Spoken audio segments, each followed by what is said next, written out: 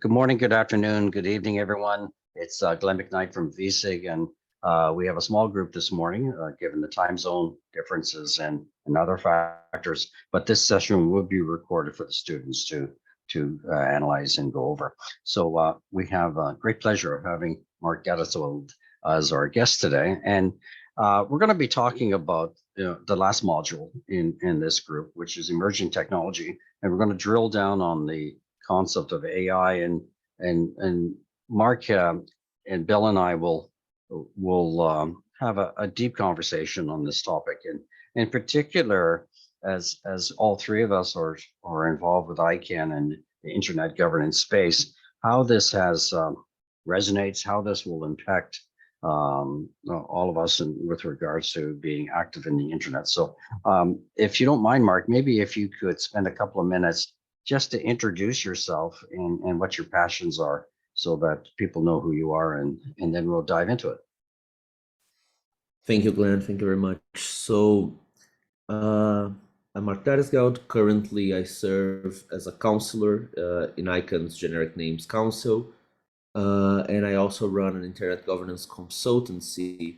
I specialize in advising about technology in general for businesses and organizations from around the world, especially from the developing South, to try to develop strategies for these actors to be able to participate in these environments more effectively. But my past is actually more obscure than that. I come from a coding and multimedia background. That's where I spent a lot of my time before I graduated in college. That's how I made a living for most of my life. So, when the subject of AI started coming up, it was something that I had spent actually a long time researching in the past. I remember back when I was 8 or 9, installing my first AI chat model on my computer at the time. And it was, just like Chat GPT, but incredibly rudimentary. But, at that time, I remember thinking, this is not only interesting, but this has a lot of potential to change things. But if you look at it, right, from a historic perspective, this went nowhere for quite a while, at least from our, observational point of view as end users, because the technology was, it was future adjacent, but it could never quite get to the point where it is right now. But all the foundation was there, right? I remember these early models, such as Lisa, they could already have these conversations where you were like, "How are you?" And, "Oh, I'm fine, thank you. What did you do today?" And human beings get caught up in their own things, and at the end of the day, it was convincing enough in terms of a casual conversation. But it wasn't until we started moving towards the current models of how we are doing AI now that things really took off. It was a series of changes that maybe we want to discuss a little bit, because one of the things that I noticed the most is when this wave of AI first came in, there were a lot of attempts to explain that to the general public, or to simplify in a way that would make sense for the general public. But here's what happened. A lot of these explanations were wrong. I love simplification. I love, making things accessible. But one thing that I find is that, and I do this all the time because, I'm dealing with often organizations that don't have a lot of money to spend on training for this thing. So it is key to do the simplifications. But the problem is, sometimes when you want to simplify, you end up losing the meaning of the thing. So maybe we want to discuss a little bit what these technologies actually are, what they are actually doing. So I want to explore that a little bit, how these technologies actually work in a more simplified manner. And second point, maybe we talk a little bit about how they will actually be used in the workforce in among students and things like that. That would be my initial considerations. Yeah, I think that seems like a reasonable thing. I'll just ask Bill. Bill, was there anything else that you want Mark to touch on that come to mind? No, I think the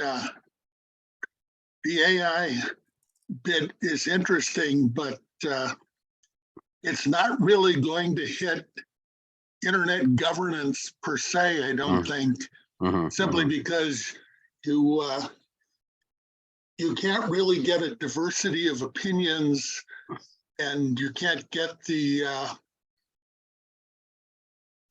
what can I say, the personal interactions going.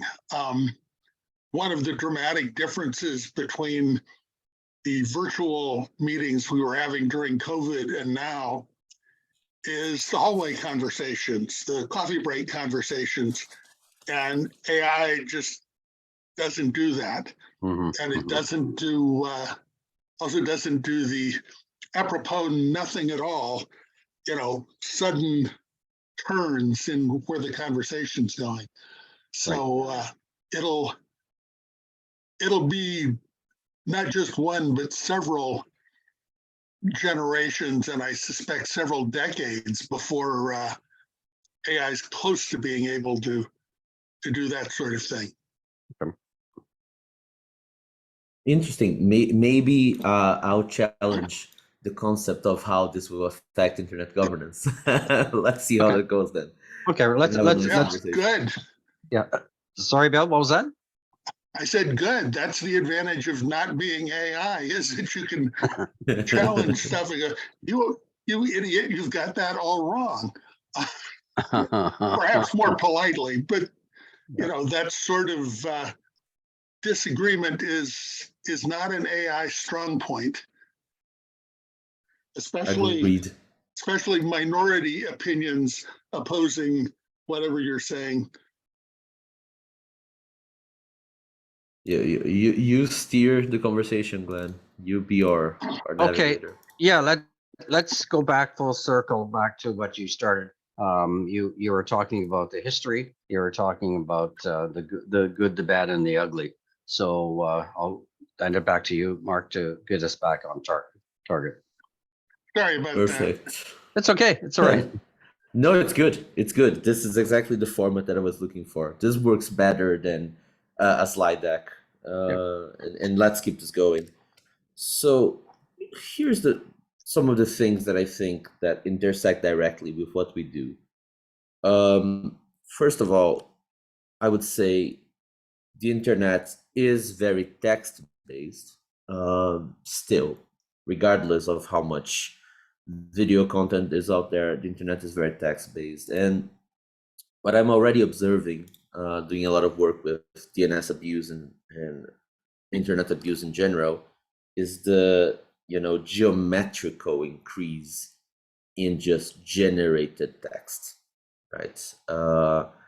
And this is going to become easier and easier. The amount of generated text around us is going to expand in ways that are maybe we're missing a little bit, because what is the incentive not to have generated text? Pretty much zero, right? Like, why would you have, if we all dealt with spam for a long time, why would you have this piles of spam in broken English when you can just generate piles upon piles of spam in perfect English? Why all of these websites that do fake advertisements, all of this fake content portals that are basically there to farm impressions from search crawlers, all of that is going very fast. I don't predict, because I'm seeing it right now, right? So in the space of years, all of this will migrate to AI text generation, and suddenly we have a new problem to deal with. We'll start to see this not only for text, but also images. And now we have proof of concept for video as well.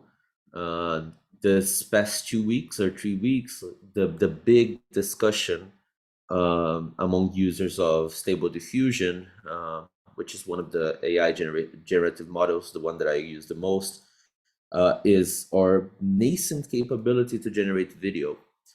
So from the perspective of content, logic, and how the internet operates, we're headed towards somewhere interesting, right? We cannot, the status quo as we understand it right now will have to go somewhere.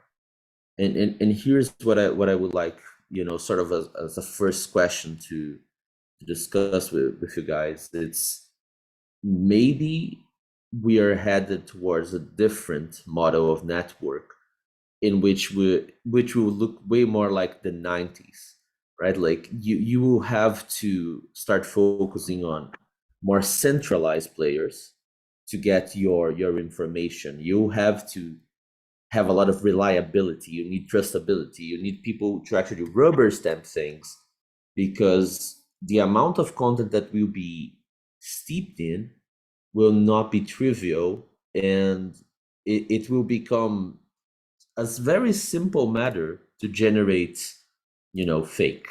Fake will be, we're heading towards a new definition of fake, right? Like literally everything will be able to be generated. There are counter AI devices and tools, but then it becomes the same thing we see in the virus industry, where you progress your generator to defeat the anti-generator. People are not really thinking about that right now. So any impressions on that? I think the problem actually is that in the early days of the internet, there wasn't a whole lot of, let me generate fake content. And therefore, people got accustomed to, if it's on the internet, it's probably real, it's probably correct. There was a little bit, but that was the bulk of it. And now we're getting to a place where internet users, a critical skill will be, what's the phrase I want? Critical listing, the ability to look at something and think about, is this real? Is this reasonable? If I challenge this with, what's your evidence for it? I can evaluate the evidence.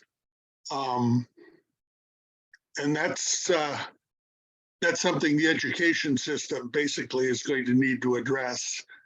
And because, as you say, it's probably not viable in the long term to get into the virus, counter virus cycle. I mean, you can do that, and it's probably worth doing some of it, but it's spitting in the ocean. You're not going to win that battle.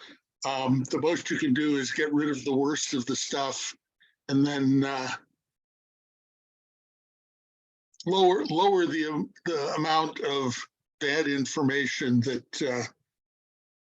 that's needed out there.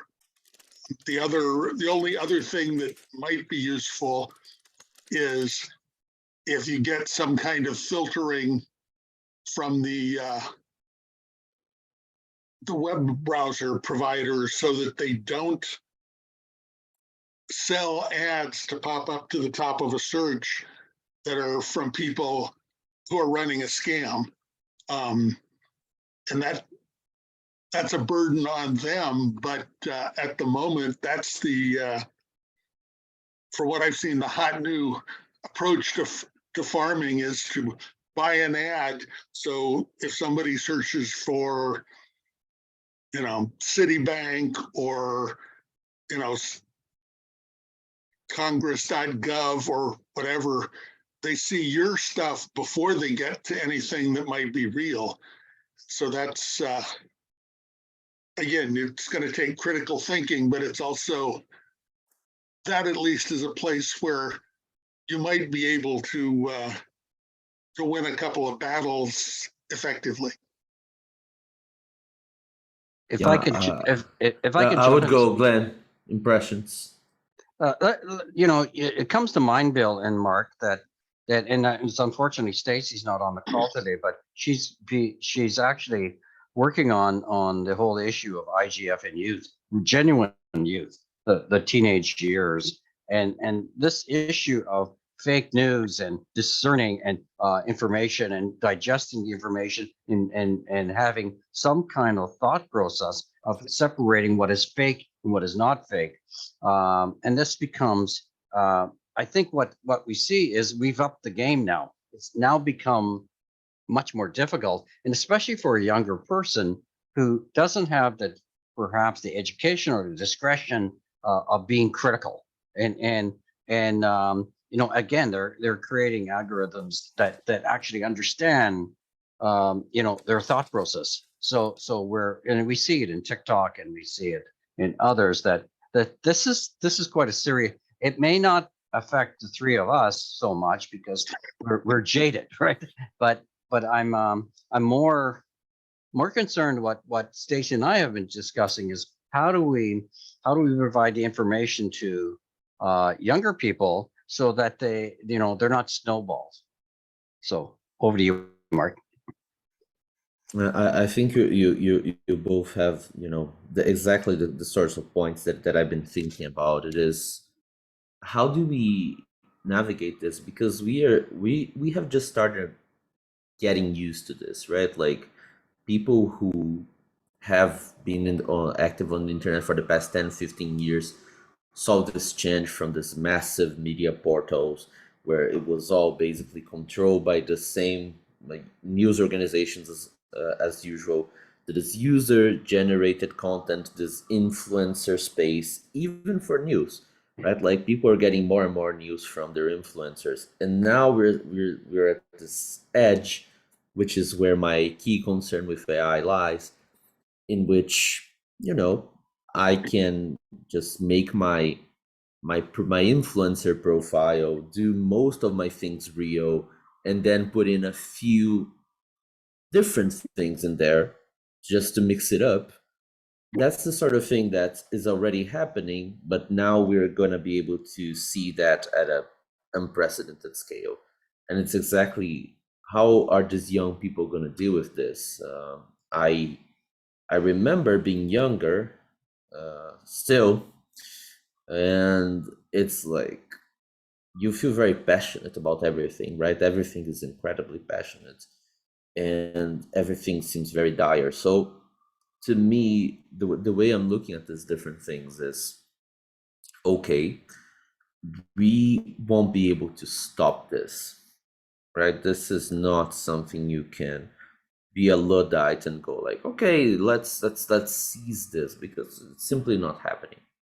So the question is, at least from my perspective, we need to try to understand how these things actually work. That would be point number one. Point number two is explaining how these things actually work. And point three is actually trying to think of models for internet governance that take into account the fact that the world will be different. We have more or less failed to do that for the previous wave. We have failed to do that. We have never really updated to the reality of, you know, the world is platformized.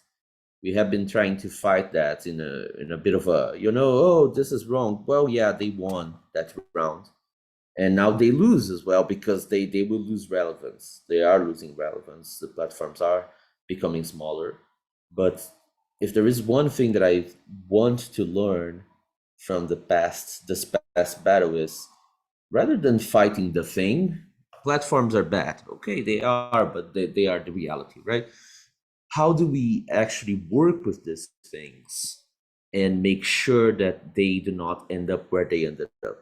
right? In this extremization, in this targeted serving of content, and in all of these things that generated all of these different effects that we now know, right? For students who are not 100% on this thread, so by now, people who study this phenomena, many elections around the world have been directly influenced by content platforms. This is a thing that has now become quite evident, and the way they do that is via usually targeted advertisement and targeted content sharing.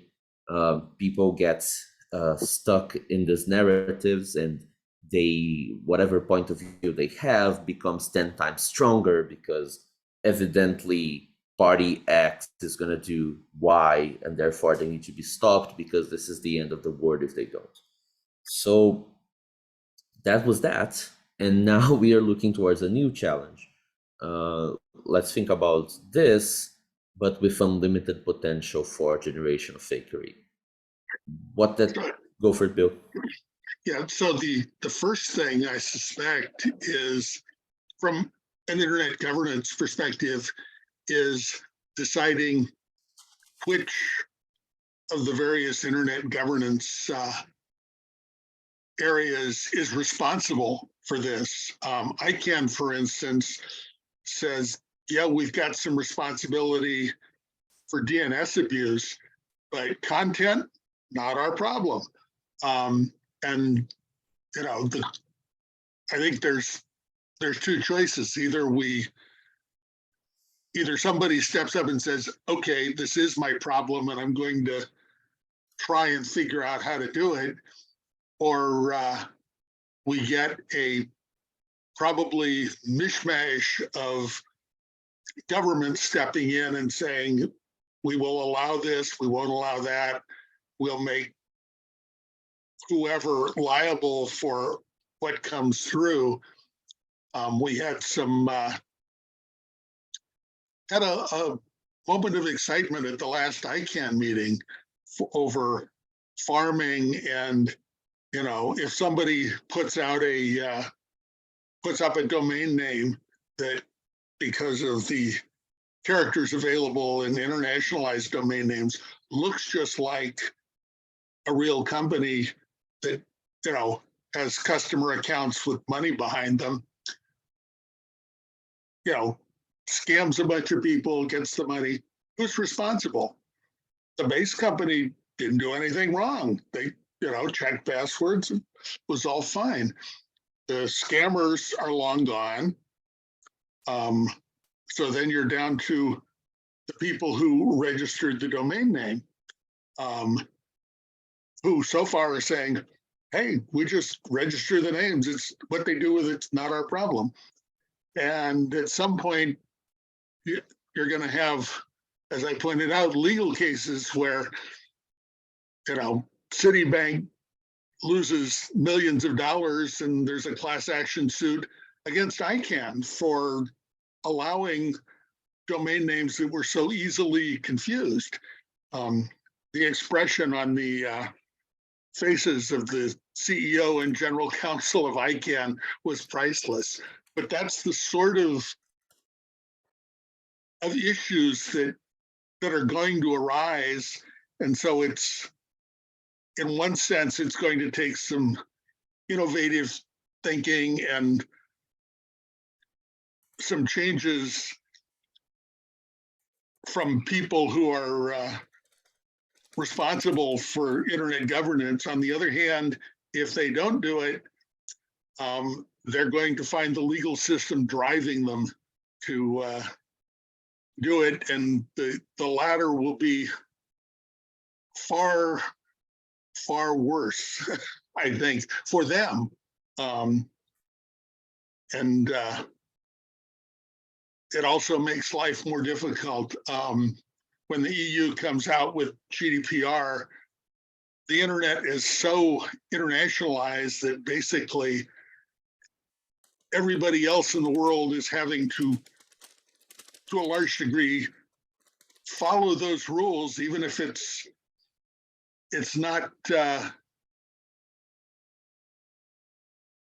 not their government that did it, but they're at risk if they don't. So all kinds of philosophical governance issues there as well. I'm bringing up my or prime example, right? This is from, you know, a few days ago, right? This is the kind of thing that we're potentially looking into, right? Yeah, here you see former U.S. presidents, you know, who some people feel passionately about, being arrested incredibly realistically, and even with like grainy picture, like blurry, kind of like as if it were from a cell phone, right? This is just you know, it was one example that popped up very recently, and that I started made me think even more about these things that we are discussing. If you manage to entrap people in a bubble and you basically socialize this kind of thing, then we're in for a treat, aren't we? Because things are already bad as they are, right? And then it comes down to this thing in which we were talking about the youth, right? Like, this will need to be, and here's where I might get controversial, uh this will need to be part of their daily lives in school. That's my personal opinion.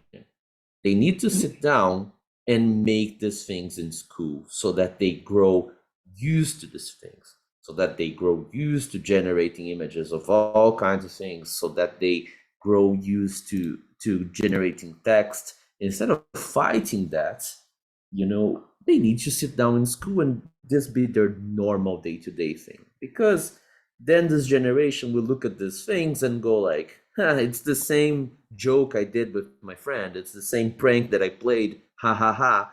Instead of going the way a lot of older people will go, which will be, see, Trump was arrested, knew it. It's the sort of thing that we need to try to put into context, because it's that thing in which, you know, yeah, I always refer to as calculators in schools, right? Like, okay, you need to do that by hand to develop your mathematical thinking, this and that. Okay, great. Well, what that leads to is a lot of people hating math, not being able to do math, and not even knowing how to use a calculator properly. Like, I mean, maybe we should just teach people very advanced calculator techniques in school so that they actually know how to do the things that they need to do, right? Like, I don't know how many engineers we're gaining by forcing that sort of thing. And this is the sort of same thinking. I keep thinking that the core reaction of teachers will be to say, no, chat GPT is banned, and I will employ an anti-chat GPT screening software. And that's fine. I understand that's the normal reaction. Shouldn't we rather bring those tools to class and say, you know, let's find the mistakes that they're making? Here, let's try to analyze why they are, you know, inferior in this and that way. Uh, so that's a bit of my thinking. Like, how do we get that? And I wonder if you guys have any impressions on this. Let's bring this technology to school to try to get less screwed over in the future. You know. I think that's a great methodology for teaching critical thinking.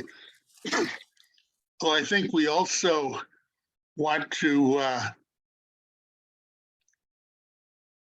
find a way, at least occasionally, to leave students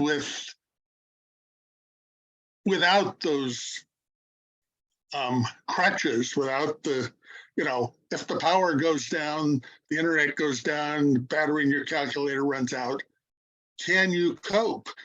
You know, not because you need to do this all the time because you've got calculators, you've got internet searches, you've got AI, but because sometimes that tool isn't available or you haven't got time to go do that. We had a case in our political system recently where one would-be candidate was in a very friendly interview and got a question about where were you on 9/11? And he fumbled it pretty badly simply because he didn't have time to go, let's see, what was I doing at that time? Okay, I was teaching at this school, so what must I have been doing? Yeah, there are some things where you go, right, I remember. I mean, I have a vivid memory of watching Neil Armstrong step out onto the moon. But for most things, it's a matter of going, okay, I was working for a brokerage house. We were at our desks for market open when 9/11 hit. So, that gives me some context, but that takes me a moment to go, all right, where was I probably, and then what happened? And it's all inference. It's not instant memory. And so I think the kids have to, yes, you're right. They need to learn the actual tools that they'll be using most of the time, but they also need some practice of thinking on their feet. And maybe what that means is we teach debate classes in grammar school, and you gotta come up with this stuff out of your own head. You don't have time to go write a query and generate something. And I think you're right. That's our education system is going to have to revise itself fairly dramatically. And I'm not sure how well that'll work. I mean, it's not there yet. I've got a acquaintance who's a university professor, and he says, yeah, you get people writing essays, except it's AI written stuff. And he said, it's pretty glaringly obvious at this point. At this point. That it isn't real, but I think there's going to have to be something changing, because that's only this point. And as you point out, Mark, the stuff is developing. It's going to get a lot more challenging. Mhm. Thank you. Yeah, let me jump in for a second on this one. But every time a new technology comes along, and again, the education system is teaching historical information. It's never a system that is basically teaching the leading edge. It's mostly the bleeding edge material. So there's always, it's a built-in system of maintaining knowledge that is more historical.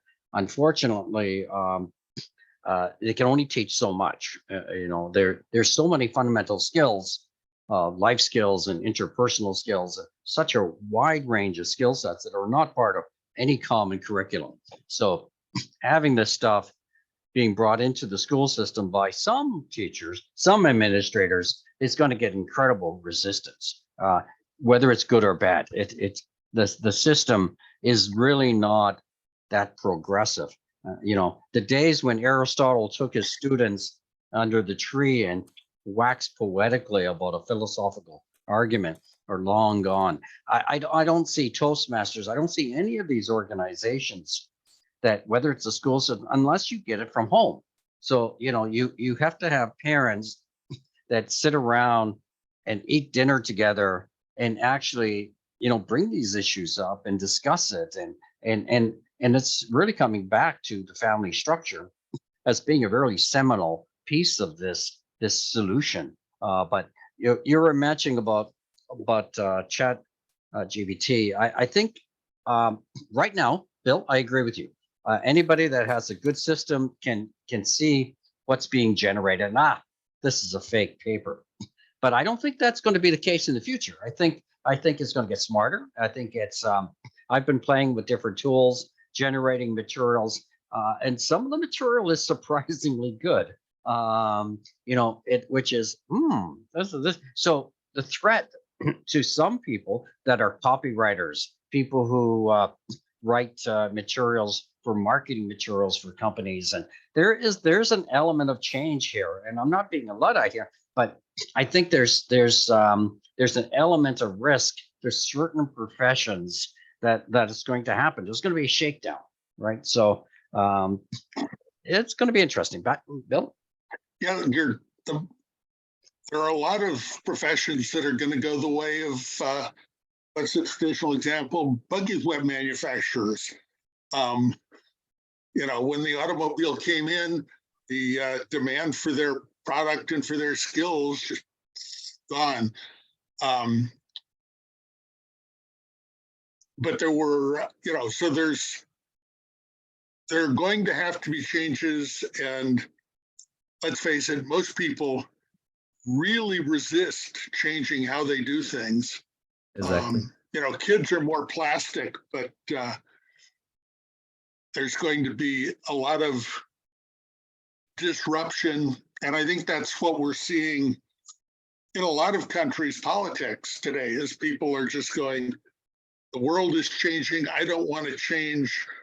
So I'm going to demand somebody step in and stop it, which won't work, but it's going to be messy, demonstrating that it isn't going to work. Because we were discussing the pace, right? So we all remember how technology used to progress, right? But here's the thing. When you look at the evolution between the imaging AI model Midjourney from V1 to V5, you go like, wow, that must have taken place over a decade. Well, V1 is from August 2022. V5 is from March 2023. So it took us all of 6 months to go from this weird half-baked thing to being able to produce something that's pretty much realistic and would fool 97% of people. And this took 6 months. And I would like to think that I have a grasp on how technology works, right? I would like to think that I have a grasp, but honestly, I am not understanding the space of progress, and I decided to look up, like, is anybody understanding this from the people who are actively developing this, right? Like the developer community. The community itself is staggered with the pace. They are floored. So here's the thing, like, if they are floored, what about us, right? Because I found multiple articles going like, I'm an AI developer, AI is going too fast, I can't keep up, right? Like, this is like multiple people who are being honest and who don't want to pretend like they're the big shots. Like, they're like, I cannot keep up with the papers, the pace is insane, I do not understand how they managed to do this and this, because it's finally your hyper networked, extremely complex technological world catching up with us. And maybe this is pointing towards something. Maybe this is pointing towards the fact that, hey, our world really is at a different space.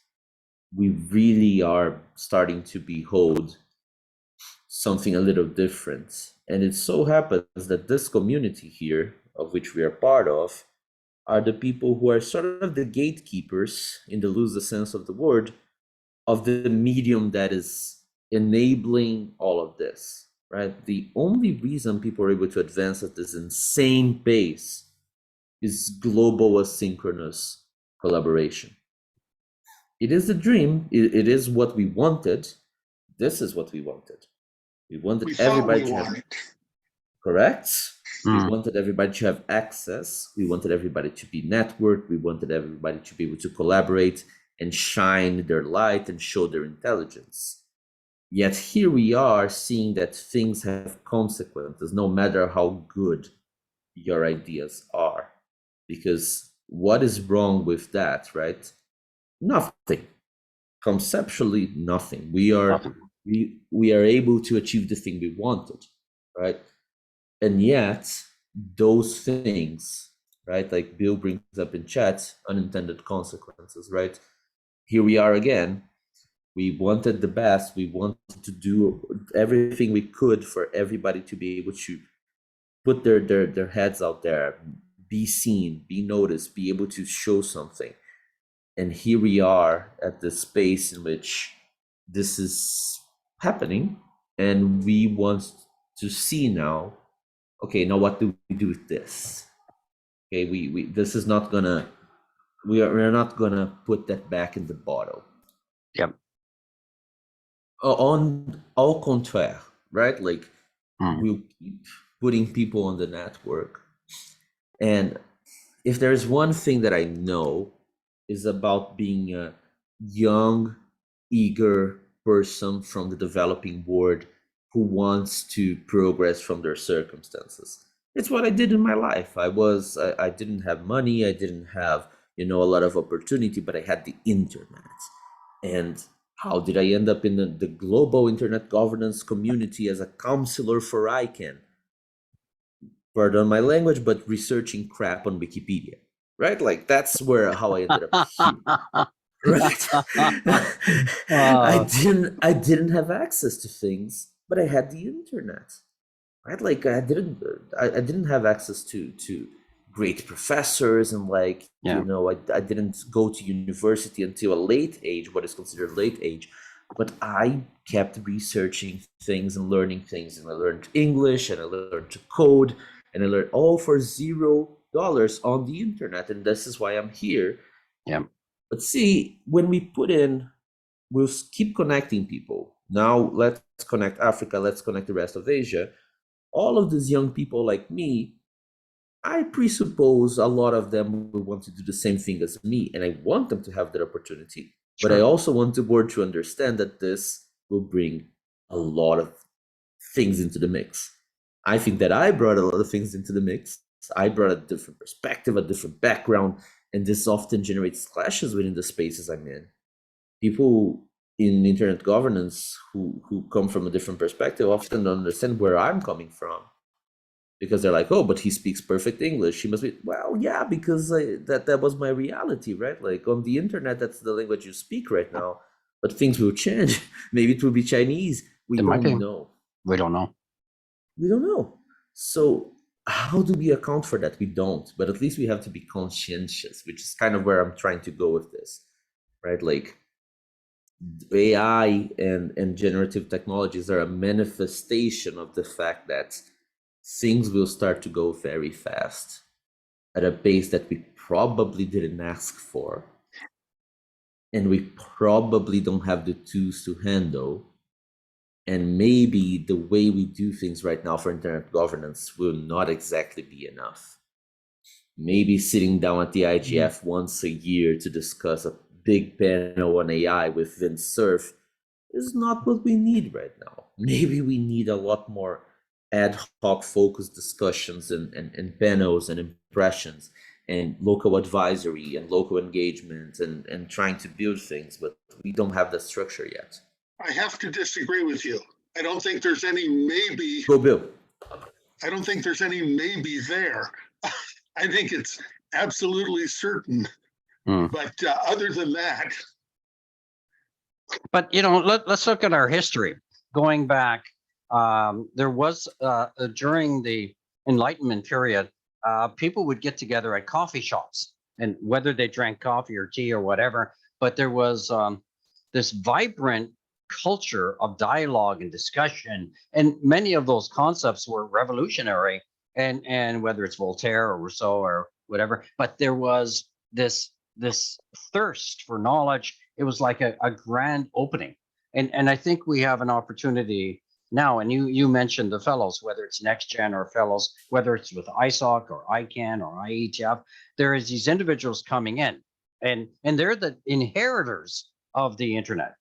Like Bill and I, we're on the, we have a certain role, and we've been involved, but we didn't grow up on the internet. We saw the seminal aspects of it, but this we're passing the baton onto another generation, and I think we need that local dialogue and discussion and opportunities. And I've spent a lot of time with the next gen and fellows with ICANN and elsewhere.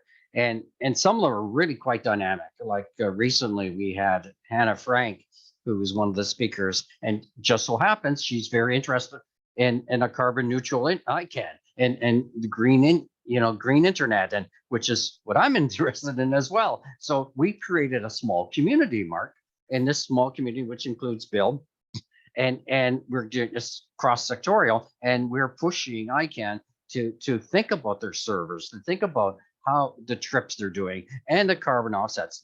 But did it happen within ICANN? No, it's a community of interest that got together that have a particular interest. Now, when we achieve, we don't know what will happen with this group. Maybe we'll get more stuff that's in a green manifesto, but we're starting with a very small concept first and moving the I guess the meter along.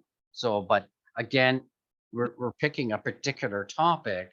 It's nothing to do with ChatGPT or AI, but it illustrates that people, if they're committed and determined, and as Margaret Mead said, don't underestimate the power of a determined small group. And so I think all of us are thinking about this. We are challenged. We don't have the solution. We don't know what it's going to look like. But at the end of the day, I agree with you guys. It's here to stay. What is going to, as you showed in that Rowan Atkinson picture, wow, from a few months to a picture that's made him look pretty good, actually. But Right. it's pretty radical stuff. So we only have a couple of minutes left, Mark, but I wanted to ask you to think of some other resources and materials that a young person should be thinking about, that they should actually, if there's something that you would recommend, a journal or a book or a lecture by someone who's inspired you, that would get the students to start thinking about. Not every student is interested in this topic for sure, but if they're, again, this recording will be available for subsequent other groups as well. So is there anything that they should take away with? Yeah, for sure. So the thing that I would like the most is for people to have a look at even simple resources. It doesn't have to be too deep. When I was preparing for this talk, I remembered a resource that I've read that's pretty, it's pretty simple, so to say, in a way, but at the same time, it helped me understand a lot of things. So I used this to illustrate one of the biggest misconceptions about generative AI. So just this one thing here that I'm currently highlighting, this thing that doesn't seem to make sense, right? The example that I saw a lot circulating was people showing like a painting, and the painting then would get distorted into a new shape, and that's how AI works. You take the Grove the Pro earring, and then you bend it just so, and then it becomes AI imagery. That's an interesting simplification that is as far from the truth as possible. What it actually does is much weirder. So image can be broken down into noise. This is what happens when this is what Stable Diffusion does. So You can see the first image there. You know, it's something recognizable. When you look at the last one, it's unrecognizable to us, but to AI, this makes a whole lot of sense. It is the noise that it needs to generate that thing, right? And this is what generative AI is doing to achieve these results. What it's doing is it's breaking down the world as we understand it into noise. That seems pretty weird, right? But it is how it actually works. It is how this actually does things. And what I mean by talking about the examples, by talking about needing to read into this technology is we become vectors of misinformation than if we just reproduce these ideas of how these things work. They work in weirder ways than we think. We don't think of our word as noise. That's a very weird concept. And yet, this technology that is set to change the world understands the word in that way. So, yeah, there you go. That's another perception that you have to add to your toolbox of perceptions. The more these technologies drive things forward, the same is true for textual generative AI. It's when you look at them, you are forced to try to understand what is actually communication, what is actually language, how does this thing actually work in reality? Because outside, a personal example, I'll be that lecturer, the self-referential person.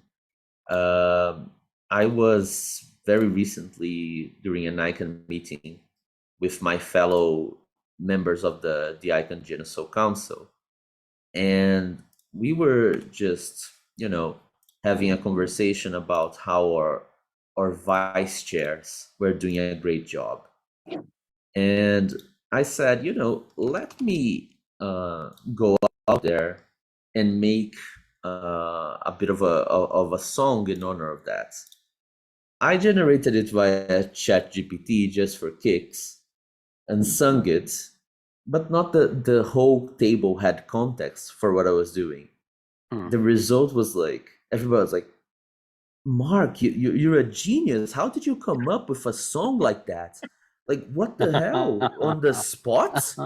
What kind of magician are you? I'm like, everyone, calm down. I literally clicked create me a song about the ICANN Genocide Council vice chairs, and ChatGPT did this for me. And this is a table full of very informed, bleeding edge people of the highest intelligence you can dispose of. They're like, you're lying. No, you're pulling my leg. You're trying to make a point about AI. I'm like, no, for real. Here, it generated the song, and they're like, but it's very good. And I'm like, yes, I understand. That's sort of problematic. That's kind of the problem, right? And this is the thing, right? We are set to be able to get blindsided in every single turn, and that's stressful. That's not pleasant, and yet this is kind of where we are, right? So what I want, anybody who watches this, the students and even us to come out of, right, is uncomfortable as it may be, we need to start thinking about, am I being blindsided? It's the whole thing about fake news, but to a new degree. It's the new level of fake news. It is it's where we are. It's unfortunate, but it's sort of where we are. And I won't even get into AI generated policy for internet governance, because that would be its own can of worms. And let's not open this today. Maybe this will be the supplementary course for those who are not faint of heart, right? Maybe that will be course B. So I hand it back to our graceful moderator, Glenn. Great. Bill, you were... Before Glenn gets going, let me help us close on a hopeful note. Glenn mentioned, the folks in the coffee shop talking philosophy. And I would look at back in the middle to late 1800s, at least in North America, there was a big push for universal literacy. The expectation being that people would be able to read and learn, useful stuff. And by the early 20th century, what we had were things like tabloid newspapers, who were fake news before there was fake news, if you will. And by the middle of the 20th century, yeah, the tabloids were still around, but most people had figured out, what was a useful source of information and what wasn't. And I can see us going through a similar process now. It's going faster this time, but maybe because it's going faster, we will reach the good outcome more quickly as well. So as I say, this is a hopeful note for us to end on. Okay, Glenn, now I'll get out of your way. Great. So it reminds me of the issue is that you can fool people, and it takes a certain amount of energy, but it takes more energy to actually change their mind back again. So I forget the expression, but the idea is that you hit them on and you get them to buy into the lie, but to get them to realize they were duped and change back, it takes not as much energy, but much more. So it's a difficult task. It's not going to be easy. And great, thank you so much, both of you. I think we could go on for hours, and I remember seeing Mark. We had a whiskey tasting in Kuala Lumpur, and I thought I'd see him in Cancun. We had a tequila tasting, and to be honest, that didn't work out too well, Mark, because people really didn't want the tequila. It was kind of a funny experience, but maybe we can make it up in we're going to be doing the VSIG event in which is 2 days before ICANN, just to let you know, and then we'll probably get together when we see you in Washington in June. Again, thank you so much, Mark. Pleasure as always. Bill, thank you for your insights and commentary. This hour just flew right by, and I appreciate all the efforts, and that'll conclude the call today, and I'm going to stop recording. Pleasure. Always a pleasure, Glenn. Great. Thank you, guys. It's been great. And this will be up and running in a few minutes, up on YouTube in a while. Yeah, again, thanks, guys. Bye-bye. Thank you.